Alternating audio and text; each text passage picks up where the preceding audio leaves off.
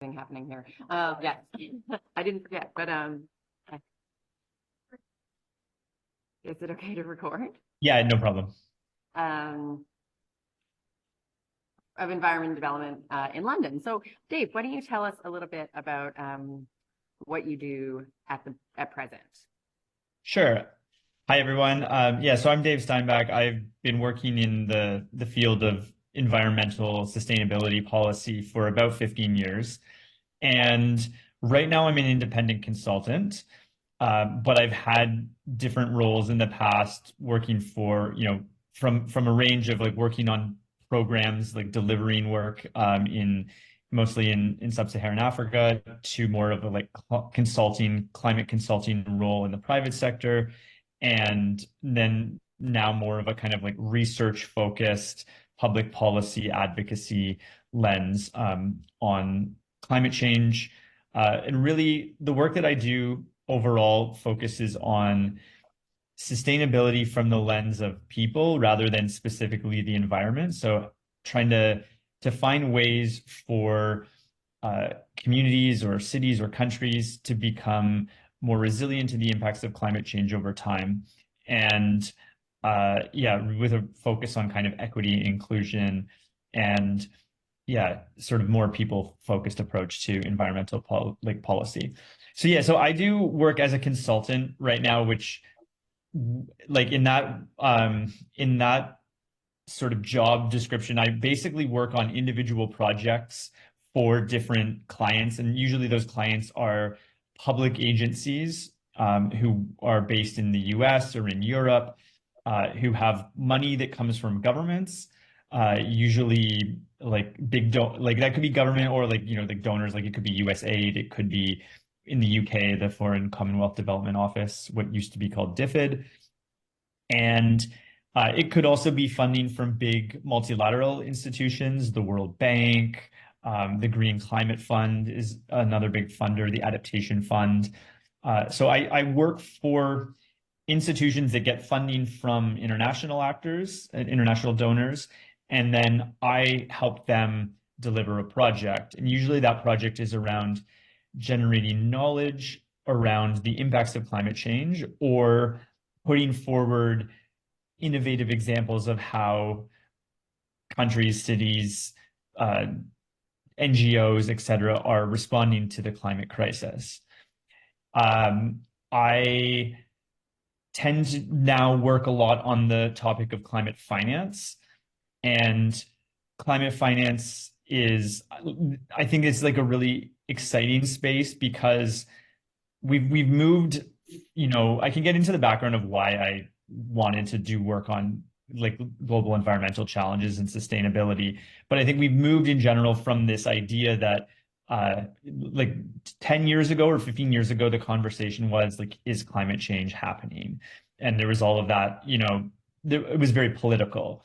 Now, the question, then the question moved to like, what are we going to do about it? And the political question was like, we want to do a lot or we aren't going to do anything because it's not a priority. But it was like acknowledged that it was, a pressing global challenge.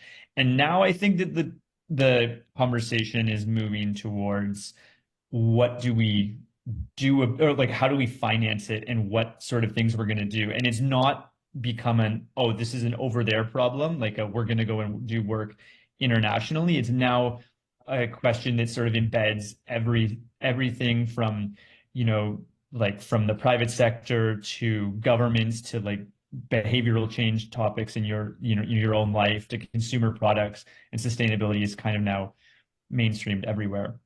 So I think it's an exciting space. I do more work on climate finance, which is at the local level. I'm working with donors to figure out how they put their money into projects that have meaning and impact. I'm helping specific research agencies shine light on good examples of financing from the local level so that we can encourage more money to get to people who are really impacted by climate change. And by that, I often mean, people who live in situations of vulnerability that could be related to their livelihood in rural context. It could be related to, so like farming and impacts of let's say drought or flooding and stuff like that. It could be about, in the urban context, about their infrastructure, whether they have access to public services or to like, good quality housing, roads, live in areas where there's green space and where they can actually, respond, where those services and those infrastructure can respond to things like urban flooding or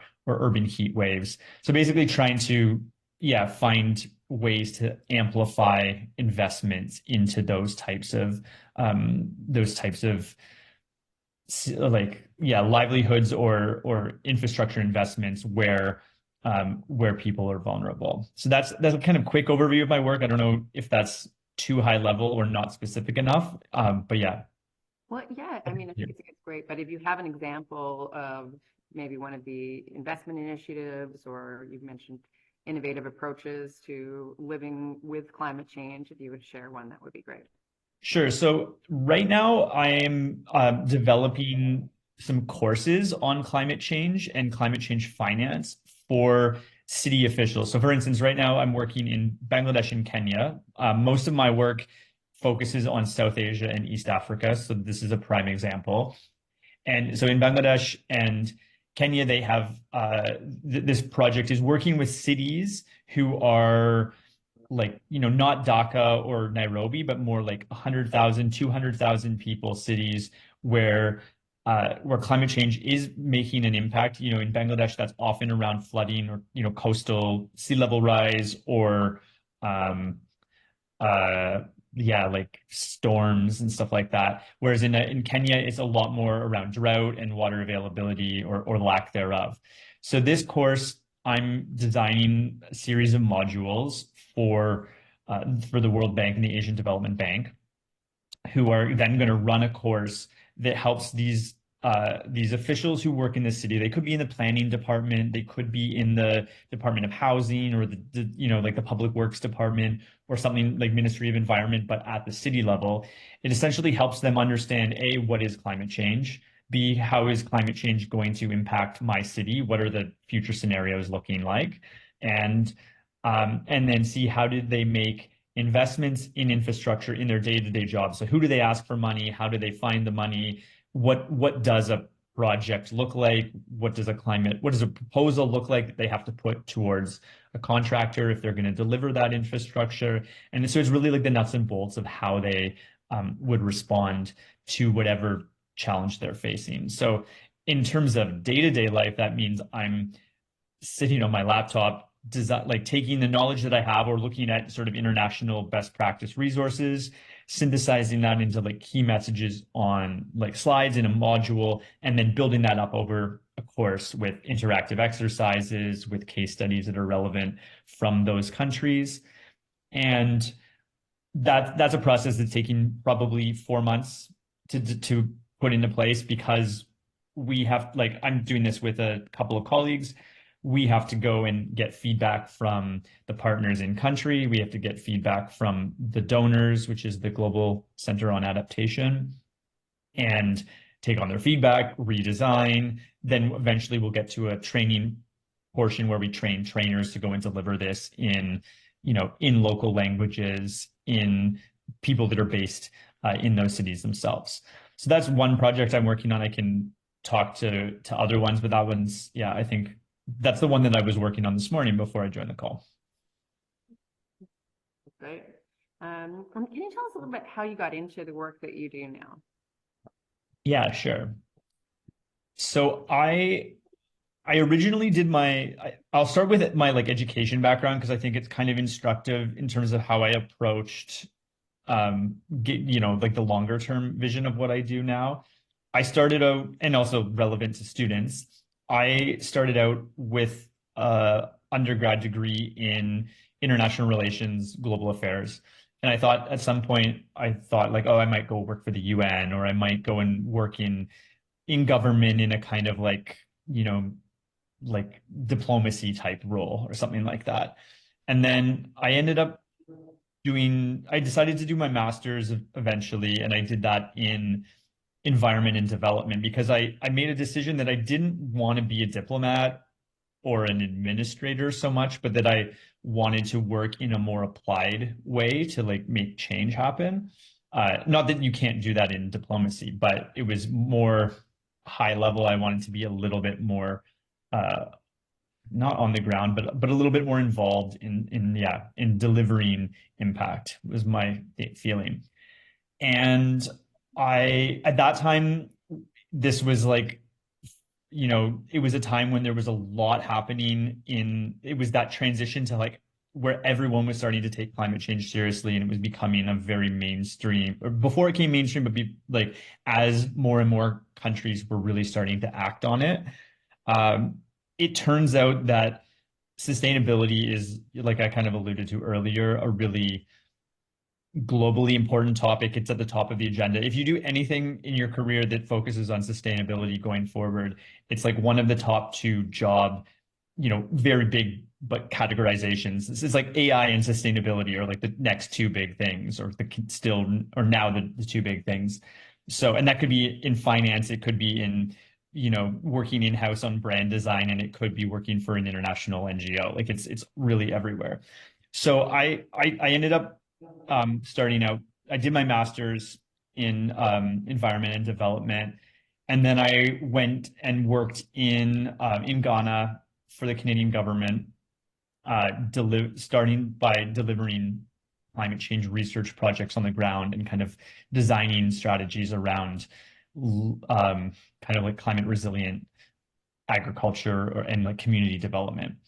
Can you talk a little bit about that process, like how you would go about designing such a project? Yeah, like channeling this is a little while ago. Usually, like you could use a contemporary example, but I'm just yeah, like going from the sort of theory to practice transition. Yeah. Yeah, I mean, like I think the theory to the practice transition is also like the going from education to work, and I think that one of the pathways that's open, at least in like international development, and this is not just related to sustainability. It could be if you're interested in health. It could be if you're interested in like poverty alleviation. One of the main pathways is to go and work for a government department like a USAID, or to work for like an international NGO like Save the Children or CARE, or I don't know. Like you could also do the humanitarian route, but basically the options, like if you can get a job, and I mean we can talk about the challenges with that, but working for yeah, there are a lot of still like aid agencies that have country offices all over the world: sub-Saharan Africa, Latin America, Southeast Asia, etc., Middle East. And I think I don't know if this is still the case, but one of the avenues for moving forward quickly in your early career, at least in the past, has been, not to go into head office necessarily, but to go overseas and work for an agency. And I mean, there's all sorts of problems with that, like from a like ethical perspective, and I'm happy to address those. But it is a pathway where there's a little bit of the like white savior complex thing that happens with that, which is like I'm going to go overseas and fix everything. But it's very built into the development system, so it's a very valid critique. But a lot of people, not even fixing, but even just like I'm going to take advantage of this situation for my own. Yeah. And then there's like a big economic disparity. A lot of foreigners get paid better than local staff, and their education is more valued, even though they don't necessarily have the contextual grounding in the country that they operate. But it certainly is a pathway that people go. I did it not for very long, and it wasn't my place really. I found that out quite early. But yeah, I'm jumping back to your original question of like how you do one of those projects or how you get there. I think that the idea is like if you work for an international NGO, and I'm not trying to, or a development agency, I'm not trying to disparage them. I think that a lot of those organizations do a lot of great work, and there's some problems with it. But usually those agencies have multi-million-dollar funding for long, 5-year projects, and they sort of cycle out projects. In this case, I was doing stuff around climate resilient agriculture. A lot of the work that I found in the climate space, especially in rural areas, specifically in sub-Saharan Africa, is focused on like agriculture or resources, because it's still a fairly high percentage of GDP in those economies. And not only GDP, but like population concentration are involved in those primary activities still. So I worked on a program that was funded. They were actually like doing research in order to justify a climate smart agriculture project, and I was helping do research on what are the climate impacts and what are the needs. And that involved really going from community to community, doing facilitated workshops, getting buy-in from stakeholders, from not just from farmers or households, but also from community elders, from like sort of religious leaders, and that's particular to where I was working in Ghana, where you kind of have to have buy-in from like sort of the formal and the more like informal structures of power that exist in society there. So yeah, we ended up doing a bunch of research to help design the next round of a program, which was being funded by the Canadian government. And I think that's my specific example, but there are lots of comparable examples, whether it's like I said, health, sanitation is a really big one still. Yeah, humanitarian intervention, where that similar process happens, where there's a lot of international donors funding, or different agencies funding projects like on the ground. I interrupted you as you were giving us the trajectory from your master's to Ghana to the next steps that are leading you to where you are now. Yeah. So after that, I decided personally that I didn't want to work like at a country office in a developing country. I wanted to be based closer to home or closer to my friends and family. And that's a very personal decision, but there are lots of people who I worked with or who are sort of colleagues of mine who stayed, and not just in Ghana for that instance, but like people who I know who went and worked for 10 years for humanitarian agencies in northern Iraq, for instance, or who worked for humanitarian agencies, but really jumped from hotspot to hotspot when there's a conflict or post-conflict scenario, and they take 6-month contracts on. I decided to not go that route and focus more on what part of it was my own decision about what to do, and part of it was driven on by where I could get hired, and like it's not all, I don't want to like lie and say that it was all strategic. Like I ended up eventually getting a job at IIED, the International Institute for Environment and Development, based in London, which was, at the time, it was kind of like a dream job for me. At least it was like the organization that I really wanted to work for. And that's because they are thought leaders on international sustainability policy, with a focus on poverty. And there's really, like, I would say, in that space, like in where I've really worked for the past 10 years, there are maybe 5 organizations in the world that are, really, really like the center of this work. It's like the Overseas Development Institute, ODI, also in London, IIED, where I work. I work for them as a consultant still, and I'm an associate. So I still sort of consider myself as part of them. And then there's WRI, based in Washington, is another one. So yeah, there were a few, and I decided that really, like, my skills and my mixture of kind of education and more like research focused background, and my desire to like work on the ground, but with partners who are more rooted in the local realities, that was a good fit for me. So I applied a few times. It took a while. I got in at a very junior level and had to work my way up a little bit, which is kind of to be expected. And after some time of working for them as a staff member, I decided to go freelance. And that was, to be perfectly honest, was more of an economic decision than anything. It was in a work-life balance. I wanted to travel more. I wanted to work a little bit less. And I wanted to make more money, which you can do when you have a day rate versus if you have a salary. This was in 2019, so just before COVID, and it really happened, with all of the things that happened with COVID and all of the structural changes, that the impacts that were made, it ended up being pretty good timing because I moved from the UK back to Canada, where I'm from, and then like not even 6 months later, 4 months later, everything shut down. And so it's been really good because for me, it's been good because remote work has become more acceptable and more common. But I think that this is also an instructive thing to consider, is that the nature of work has and is still changing.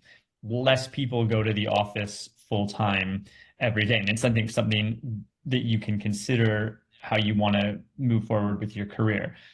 I definitely I don't think that I would recommend starting freelance as like your beginning, because I think you need contacts, you need relationships, you need to have proven yourself. And I'm not trying to overemphasize that, but I think that I remember when I was trying to find my first few jobs after university, I found it really hard to like be taken seriously because I had a degree and not a lot of work experience, and there was a lot of people like me. It's a little bit different after having worked in this space for more than a decade. I have working relationships, and most of my work I can get through clients who I've already worked with before. So it's almost all relationship driven. You'll see that some people bid for work, like an organization like a UN agency or a World Bank might put out a request for proposals for 10, maybe not 10 days, for like 50 days on a project, submit your application, and it'll be competitive. That's not how I work. I generally get my work from people who I already know, who say, hey, we have a project for 50 days. Like, we know that you do research on climate finance and adaptation at the local level. Would you be willing to take this on? So for that reason, I don't necessarily recommend being freelance from the beginning. I think you can get a lot of benefits from working in-house, developing relationships, friendships. Like, I mean, I find it hard to believe now, but in 15 years ago, all my friends came from like college or from, people that I grown up with. And now I have a lot of friends who I've worked with at organizations, and like work becomes a center of where you meet people who are like-minded and passionate about what you're into. And so I really also recommend working in-house for those reasons. But if you're thinking 5 years down the line or 10 years down the line, I think freelance is a great option because you'll have more flexibility. And yeah, I would say, just like the other caveat is that now, even if you work for an organization, there's a lot of remote working, there's a lot of hybrid work, systems, and those are all just starting or have been going on for a couple of years. So there are more options than having like a 9 to 5, even if it's at a 9 to 5 at a research agency or a development agency. Like, I think a lot of people have more flexibility on how they manage their work now. That's the long version of how I got here. Do you want me to go into specifics about anything in that? Yeah, I have a couple of questions. Well, one is, I think my understanding from other conversations we've had, you're kind of thinking about maybe moving out of the consulting period of your career for now, right? So maybe you could talk a bit about that. And then I'd love to also zoom out and just talk about what you learned working in climate change, climate finance, and adaptation, and things that have struck you as new, as important, enduring, surprising, some of the rewards and challenges of your career. We can kind of go zoom out a bit, but we could start about your current transition. Yeah, I am thinking about stopping being a freelance consultant, and it's not because it's inherently bad, but I've been doing it for 5 or 6 years now, and I personally miss having colleagues and kind of the downside of working freelance is that you're fairly delivery focused, whether it's daily having to deliver something or like, working towards a deliverable in a couple of weeks' time. It's pretty output driven because that's what you're getting paid for. And some of the things that I enjoy doing are more related to strategy and I wouldn't say management, but like there could be a management element to it, having a team, working with a team. And then like in sort of parallel with that or joined to that is the sort of like intellectual stimulation, the learning that happens, the community that you build from working with colleagues. And so I miss that a little bit. I have that to some degree because I work with a lot of the same people, but I think that if you're really delivery focused, you learn less because you're more narrow into like the specific topic you're focused on. So it's more technical, it's more delivery. But you don't get the benefits of mentorship or like all of those other things that I mentioned, community and et cetera. So I'm thinking about making a transition to go back into an organization, and I don't actually know what that looks like right now. I think I'm interested in doing something in climate finance still, and because climate finance is now, like I was saying earlier, mainstreamed into, or at least climate change and sustainability is mainstreamed into pretty much every sector. There's a lot more opportunities than when I first started looking 10 or 12 years ago. Now, like, so I'm thinking like, do I go and work for a bank, but not like like more in a sort of strategy and where do you put your money type of way, like in a more strategic advisory role. And those types of opportunities in the climate space are just starting to open up in financial institutions. 6-7 years ago, there wouldn't have been those opportunities. So I'm I feel like it curious used to be more of a like competition between environment and profit, and now that antagonism is dissolving or collapsing. Yeah, and there's been more of a understanding or at least a questioning of like for instance, like from a finance perspective, how can people make money off of climate change? Because people are always looking for that that lens, and I don't necessarily think that that's a bad thing. I think that like from a personal like viewpoint, I think that if we get to a point where more action is happening and more change is being made, then whoever puts the money forward is not really it's not a problem for me as long as they're not doing it to mask their, I don't know, like their massive like carbon support or something like that, which is definitely a case for the private sector in terms of like financial institutions. I'm not going to sugarcoat that one, but yeah, it's something that I'm interested in. And so I'm thinking about financial institution or perhaps something more strategic at a foundation, like again, someone who has a lot of money. There are lots of foundations who have maybe not traditionally focused on the climate and sustainability space, but are now really trying to make investments. And that could be from a grant giving perspective, just supporting action, or it could be from a startup venture capital investment perspective as well, self-interested versus altruistic.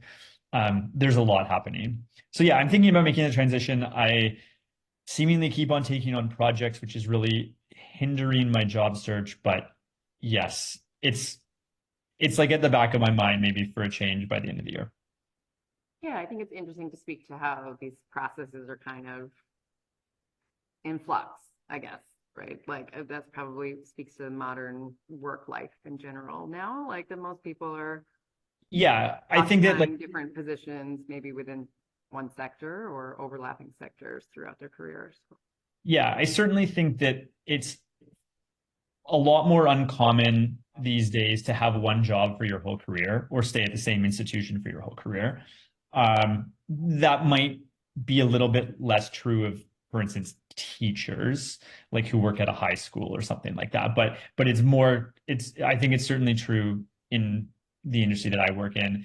And I think what you may have gathered from what I've been saying is like it's not just like you have to focus on, at least in the sustainability space, it's not just my options are not only working for international debate like aid agencies. Like there's also diplomacy, there's also the private sector, there's research. Like in theory, I could go and work for like maybe not me, but someone who focused on like more product design could go and work for like Louis Vuitton and like focus on, sustainable supply chains, for instance, and how they source materials. Like really, there's a lot of options. And so I think the exciting thing, at least in my space of sustainability, is that you can kind of have different sectoral experience as well with a background that still kind of holds all of those different spaces together. Exciting and also maybe overwhelming. I mean, it's yeah.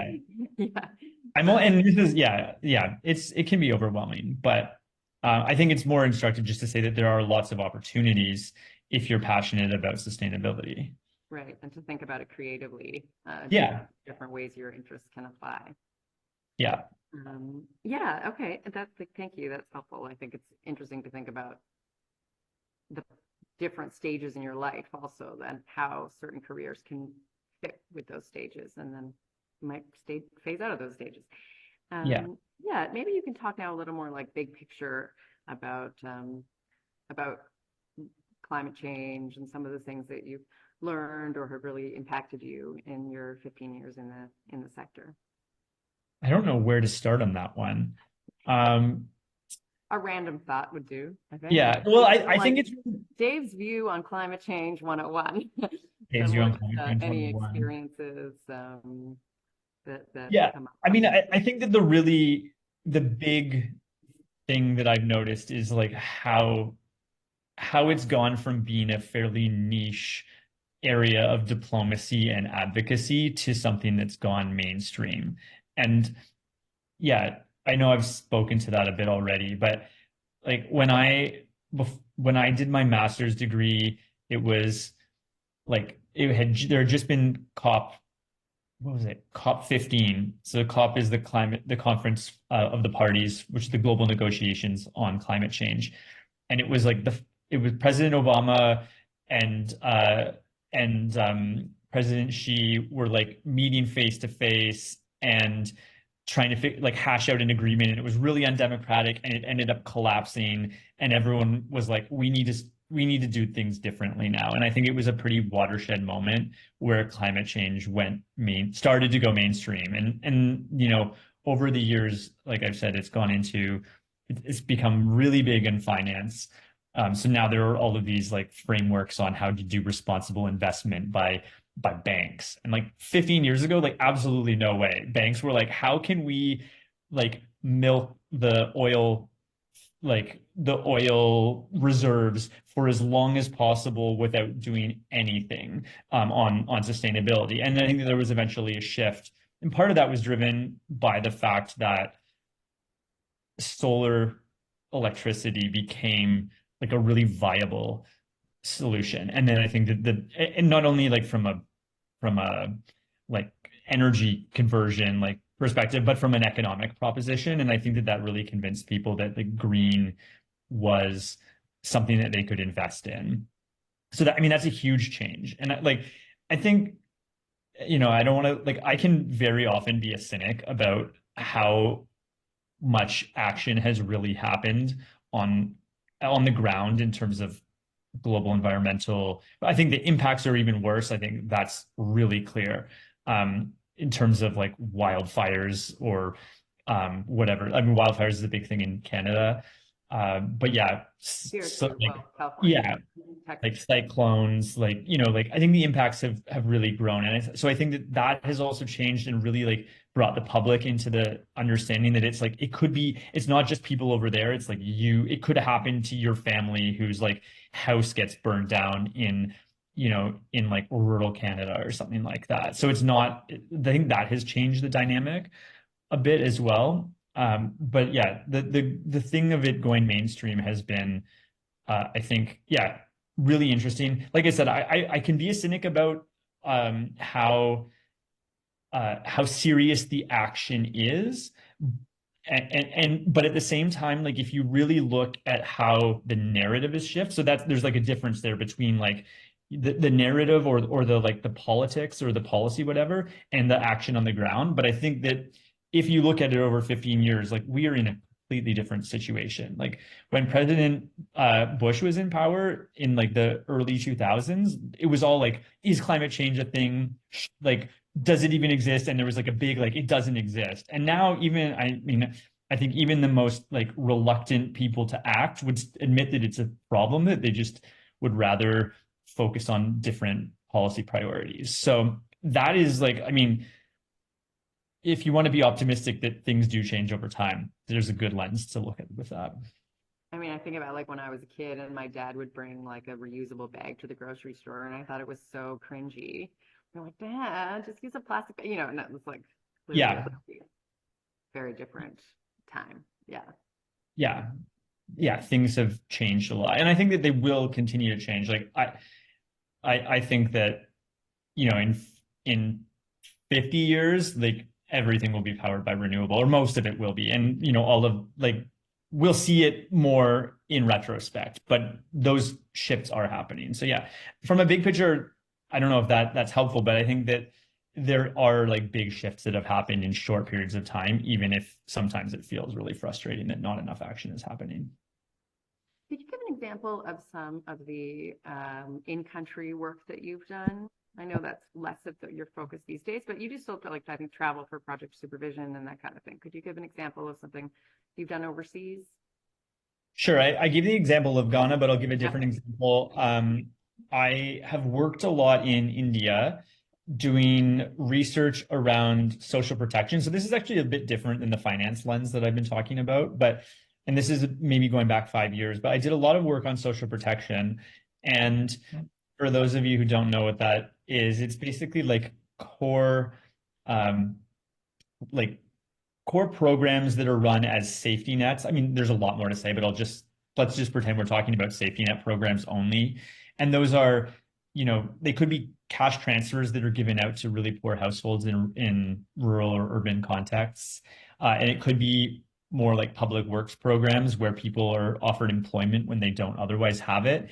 And that they're common in a lot of lower income countries. And even like, I mean, India is a middle income country, but it has a huge population who are very low income. And so there are examples of this all over the world. Ethiopia has a really big program. Kenya has a smaller but fairly high profile one. And so and they exist all across the Sahel in sort of from East to West Africa. So I've done work in India specifically on public works programs. And in this case, I went and spent a couple months at a time in different states of India, often in villages, and for me, I was doing research, so rather than delivery. So these programs are already established. They're either funded by government or the likes of the World Bank, international, finance institutions.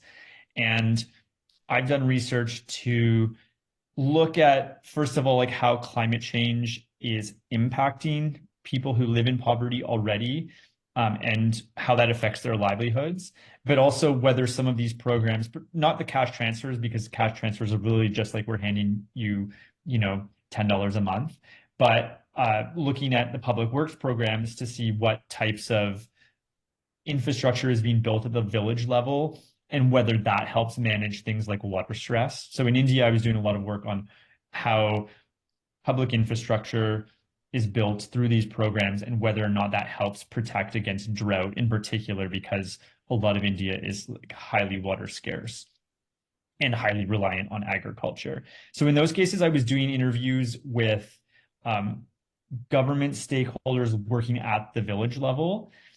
And then I was working with and training teams who are based there, who are like from those states in India to do surveys around the impact of these programs. So that's more like impact evaluation to a degree. In that case, like I was definitely not the person who was going to a household and speaking in Hindi to try and get to try and get like data because, research methods would suggest that a white person trying to ask how something is done is going to get you very, very like inaccurate answers. So because you're essentially seen as someone who's tied to the success of that project. So they're going to a positive bias on reporting. So anyway, I was working to do research, but really like sort of training teams, working with some government officials and doing interviews with them, and yeah, trying to understand those impacts. Eventually, that type of work was published. In my case, it wasn't for like academic journals. It was more for like what we call gray literature, like publications that come out from research NGOs or development banks in order to inform improvements to the programming. So we were looking at, ultimately like the climate resilient impact of public works programs. But yeah, I spent a lot of time in a lot of small towns and villages in sort of rural areas in India for that type of work. And then maybe before I open it up to the students, you could just give us a sense of like some of the, and I think you've touched on some of these, and they don't have to be the most, but kind of rewards and challenges of the work that you do. Rewards and challenges. I think for me, it's really rewarding to work on an issue that is of global importance. I think that was always something that I strive to do, is to have impact in my work. I mean, I can sometimes feel like it's not as impactful as I want. But at the same time, I think I'm like engaged with something that is really part of now like everyday conversations around the world of like, how do we be more ethical people? How do we make the right consumer choices? But like, how do we address something that is like going to affect us all in different ways? And so for me, it's rewarding to work in that space. It's also challenging in the exact same way, because a lot of the type of work that I do, and like the impact is very tangential. Like I don't necessarily improve projects tomorrow where I can feel like, yes, I did this really well. It's like contributing to the global knowledge base, or it's like developing a program which will deliver something. Whether that program is delivered well or not is like completely out of my control. And so, yeah, it's like, I'm laughing because it feels like teaching for me. yeah. You like send out your like information or inspiration or, into the world, and then other people have to act on it. So yeah, I totally feel that. Those are a couple of the challenges and rewards. I don't know if you'd like me to go more. Yeah, great. And I think like throughout our conversation, you've talked a bit about advice for students. So some of the things you mentioned were like being flexible and creative, like thinking about your personal needs as well as your professional needs, getting on the ground experience. Is there anything else that you would add to that, or does that feel like it captures some of the main points?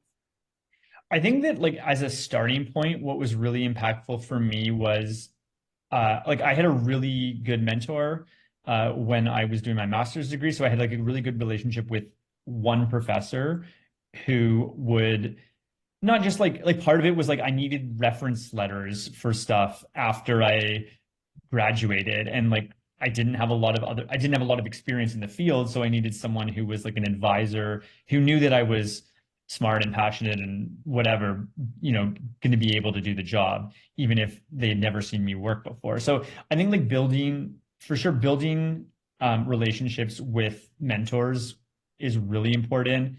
Networking, I'm not the best at it, and especially now, but I went to like as many events as I could and tried to talk to people. I know a lot of people end up doing that and getting internships, and all it really takes is one of those relationships to kind of come to fruition. So it does sound like a lot of legwork. I personally don't love how difficult it is to like try and convince. I found it really hard to like try and convince people to take me seriously when I was 25 and didn't have a lot of. I had job experience, like I'd worked in high school and in college and stuff like that, but I didn't have like industry specific job experience. And so I found it hard. But yeah, I think like the things that I did was like focused on networking and like mentorship. Yeah, it's a little bit of a hustle. I don't think it should be like that. Like, I think that there should be more junior level positions to get people started in their careers. There are sectors like, I mean, law or, you know, investment banking, they all have like entry level jobs like that. It's not so much the case in the international development sector. What I said earlier was like a lot of people go and work for programs in country, and that's kind of problematic. But yeah, I think that you can do it best, yeah, if you can make connections and kind of show up and yeah, and use those connections to like help you find an internship or like or a yes, maybe a small consultancy while you look, you know, just like doing data research or something like that, and they're whatever, helping somebody out until you can find the first real job. Yeah, those are a couple of points. Yeah, great. Thank you. So I'll just ask if there's any questions in the room. I don't know if it's interesting to hear about kind of about working with organizations in other countries. And I'm curious about that. If that kind of positivity bias you consider a part of that. Okay, so two related questions. Could you hear that? Okay, yeah, the mic's up here. So a question about the sort of ethical issues that you alluded to in terms of working, you know, coming from a, you know, Western university, for example, and working in other countries on projects. And then also in relation to that, this sort of positivity bias or the challenge of reporting when you're occupying that role in the field. Is the question really like, how do you like personally deal with that sort of like power imbalance, or is it more like should I just like speak a little bit more to it? Yeah, I think maybe before the personal management, just like what are some of the ethical issues that you're referring to, if you want to. Okay, yeah.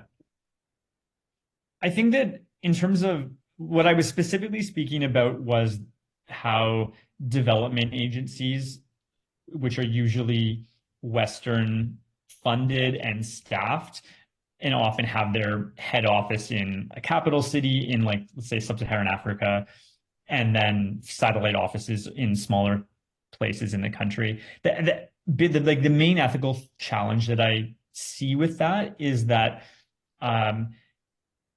it's usually easy. Usually they're led like director level or program management, like program, yeah, head level are led by foreigners who are not from that country, do not speak the language, do not have a long-term investment of being there besides like the 2 years of their job.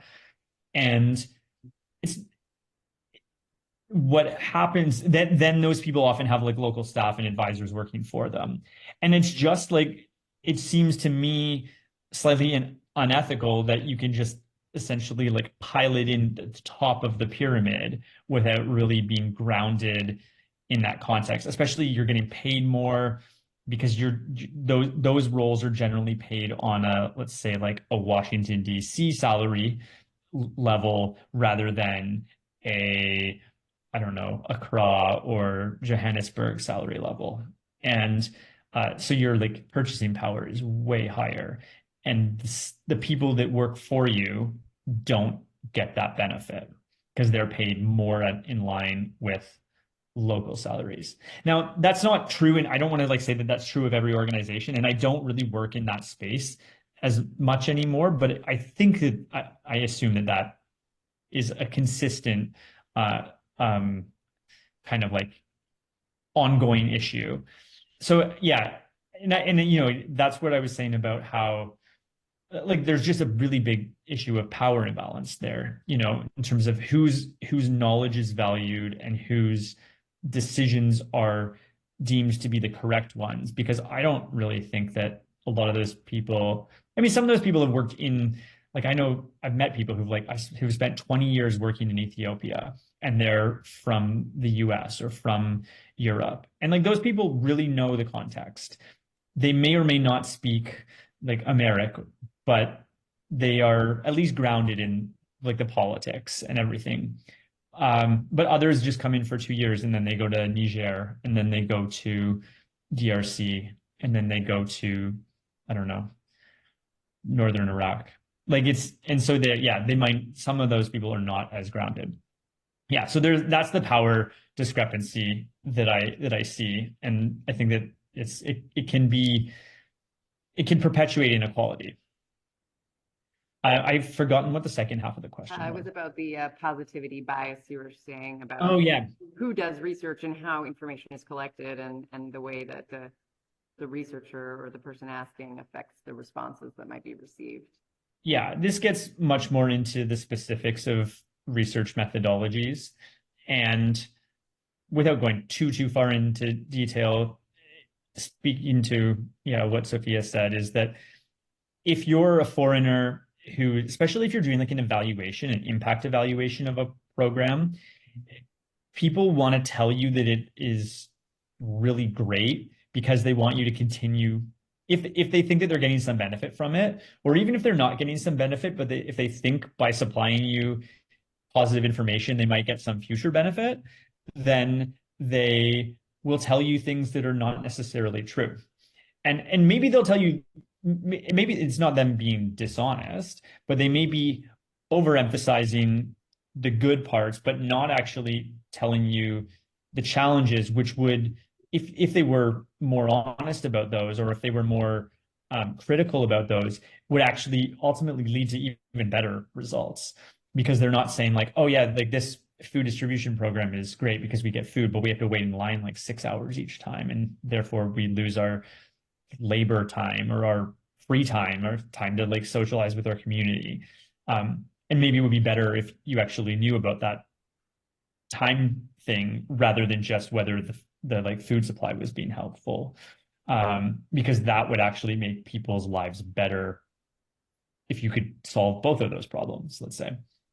Yeah, so I mean that's like a fairly superficial like response to it. Like they can get much more detail into like the positivity bias and stuff like that. But that's the sort of the gist of it, is that, and especially if you're a foreigner, like that can be true also not if you're like, you could be Indian from a city implementing a survey in a rural area, and they could still see that person as a source of power who is able to make some change and still report incorrectly. It's intrinsic to any survey method. There's lots of different attempts of techniques to diminish like positive reporting bias. I'm not a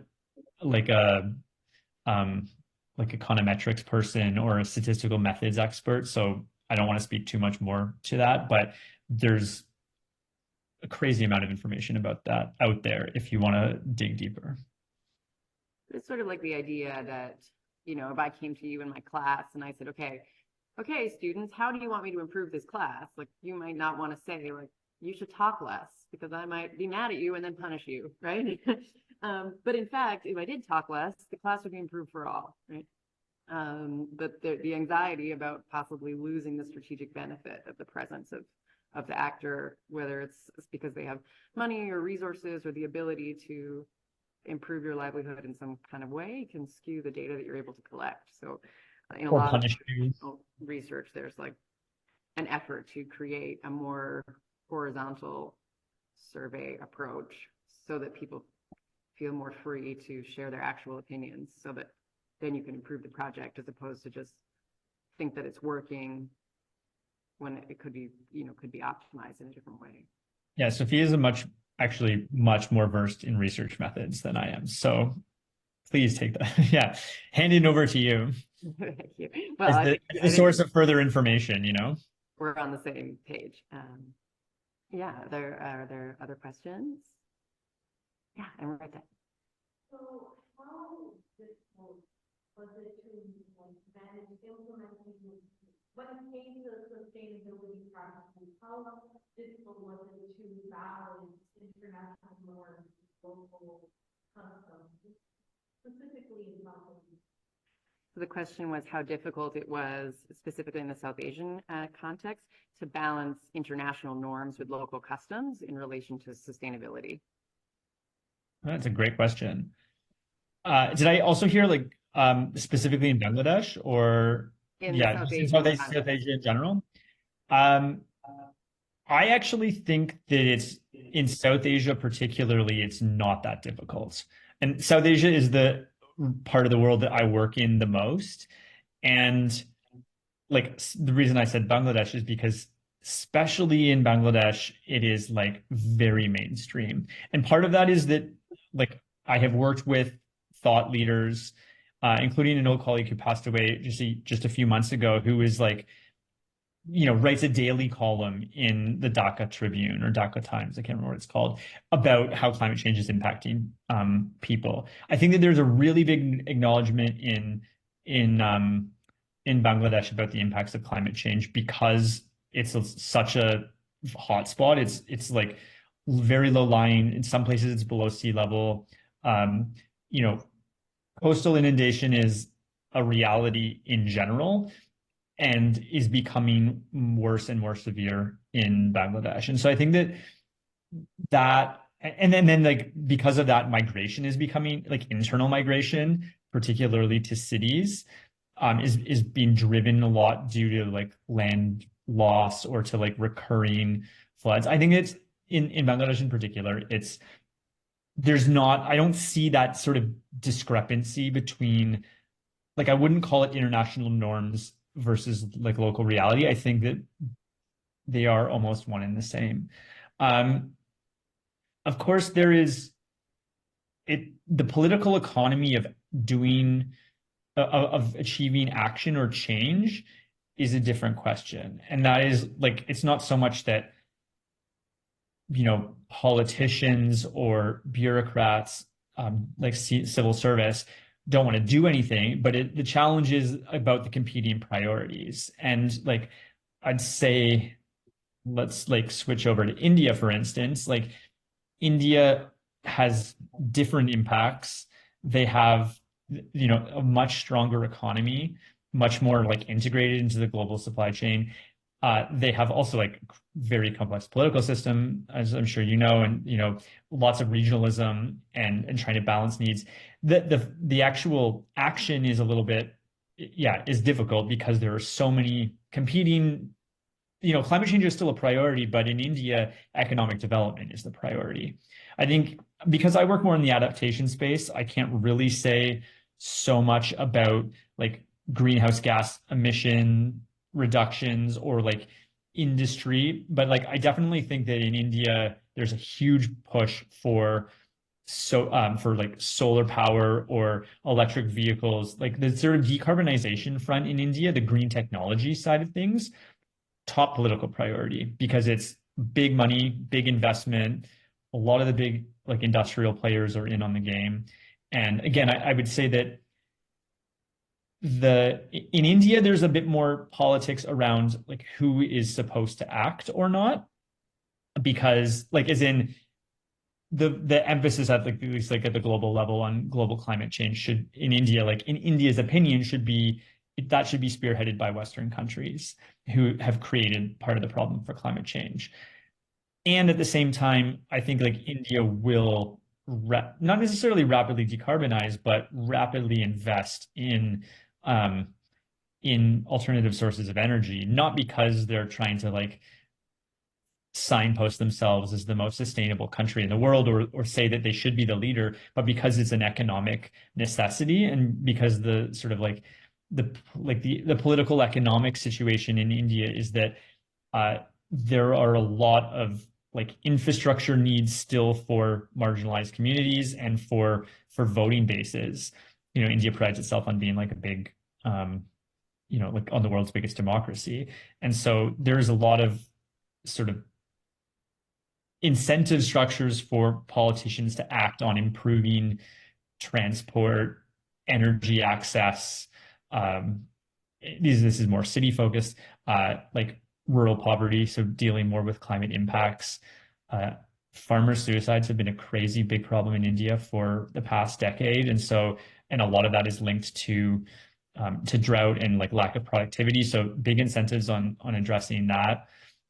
Yeah, I don't know if that really answered the question, but I don't necessarily see this, to summarize, I don't see that there's this like really a discrepancy on global norms versus local norms. I think there's a political economy calculation of who should act, who should put the money forward to act, and like to what degree that should be borne by national governments versus like international funders.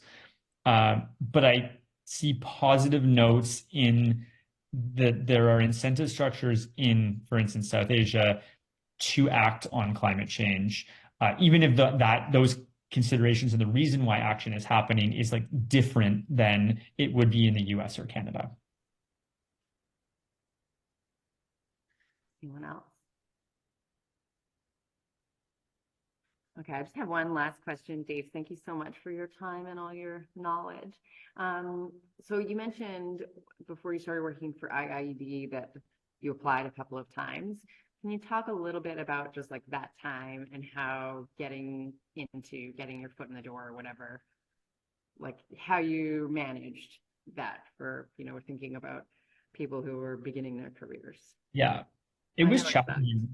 Yeah, no, it was challenging. I wouldn't want to like mislead people. I found the first few years of my career were really hard to get to where I wanted to be. After having worked in Ghana, I spent a year applying to lots of places, and I ended up working for somewhere that I didn't really love because I needed to start somewhere. And yeah, I basically applied to a lot of international NGOs. I applied to a lot of research agencies. I didn't really want to focus on private sector at that time. It also wasn't like, which is funny because I ended up working for a consultancy. I didn't really talk about it much, but between working in Ghana and then working at IIED in London, I worked for a consultancy that does environmental policy consulting, a lot of public funding from like the UK government on how to implement sustainability. Part of it is like the domestic focus, how to implement sustainability policies in the UK, and part of it was how to do it abroad. And so I ended up working for them in a kind of like analyst role. It was an avenue that worked for me because it got me exposure. It got me working with international donors. It got me some face time with funders, like, with government. It improved my network. I got to do a couple of work trips. And actually what ended up happening was I went to a conference that was run by IIED in Nepal because I was working on a project in Nepal. And I basically just went up and like told everybody that I wanted to be their friend and that we should like, connect on LinkedIn. And like, I just like, I went nominally as a representative of my company that I didn't really want to work for. But in practice, I was like, handing out resumes under the table and making connections. And like, it didn't get me the job because I still had to apply and go through like a normal procurement process. But I suspect that it got me to the interview stage. And I think like from there, the ball is in your court. Because, then it's not, you're not like only doing an interview for someone who you've met before, but there's also like the head of HR or like the director or something like who don't necessarily know you. But yeah, I think like networking is really key. Is there anything you want to add before we wrap up? No, I think that's it. I mean, I think there's like, if you're passionate about sustainability, I think that there are a lot of opportunities and it's only going to grow. I think that there's a lot of opportunities to be creative about like how you want to apply whatever your passion is in whatever industry, and there will be opportunities. Yeah. Amazing. Well, thank you so much. It's so enriching for us to get to hear about your experience. There's clapping happening. I don't know. I can't hear it, but yeah, I appreciate it. There were applause. It's so enriching to hear about your experience and also your insights into this field that's so important. So really appreciate it. Thanks for taking the time. Talk to you soon. Yeah. Okay. Bye, everyone. Bye. Thank you so much. Yeah. Oh, you're welcome. They're really content.